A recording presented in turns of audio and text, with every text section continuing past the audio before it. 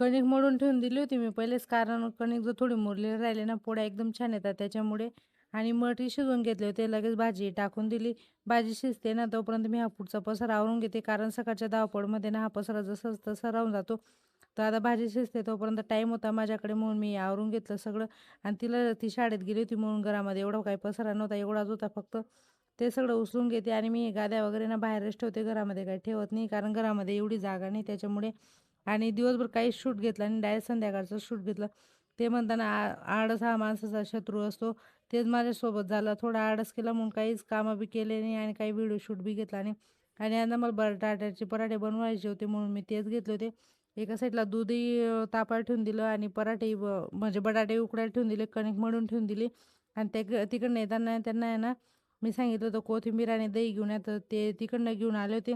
आणि कपडे ना कधींचे आणून ठेवून दिले होते मी घरामध्ये, पण घड्या घालायच्या बाकी होत्या. कणिक मुरते तोपर्यंत कपड्यांच्याही घड्या घालून घेतल्या. आणि व्यवस्थित मस्त पराठे बी बनवून घेतले.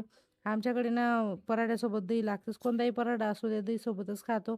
चला मग आजचा व्हिडिओ मी इथेच एंड करते. भेटूया उद्याच्या ब्लॉगमध्ये. तोपर्यंत बाय.